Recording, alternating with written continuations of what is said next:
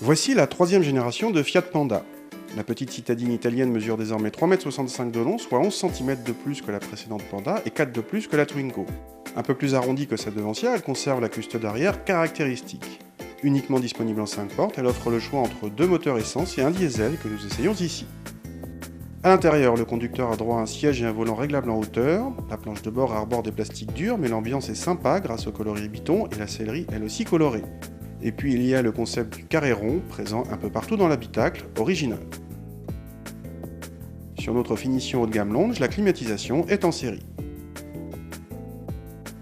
Dès le démarrage du moteur, on sait que c'est un diesel, la sonorisation laisse franchement à désirer, une Twingo DCi est beaucoup plus discrète. Le petit 1,3 litre est en revanche généreux en relance grâce à un couple beaucoup plus généreux que sur l'ancienne Panda. Autre bon point, un bon confort de suspension, même si en contrepartie, la voiture n'est pas très dynamique. À l'arrière, malgré les 11 cm de plus en longueur de la voiture, l'habitabilité reste délicate pour l'espace aux jambes. Là encore, la Twingo fait mieux grâce à ses sièges coulissants, mais la française est moins accessible, elle n'existe qu'en 3 portes.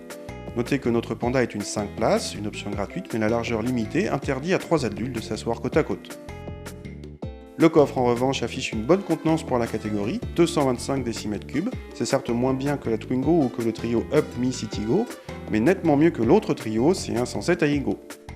La banquette se rabat de série avec un dossier monobloc. Pour avoir comme nous la fonctionnalité 2 tiers 1 tiers, il faut rajouter 150 € en option, et pour un plancher plat, c'est encore 100 € de plus. Le plus gros défaut de cette Panda diesel vient de son insonorisation insuffisante. Si les décibels ne vous font pas peur, cette Panda est une bonne petite citadine confortable, maniable en ville et presque agréable à conduire grâce à un moteur plein de couple. L'appétit à la pompe est raisonnable et le tarif à l'achat mieux placé que la fameuse Twingo diesel, maintes fois évoquée ici.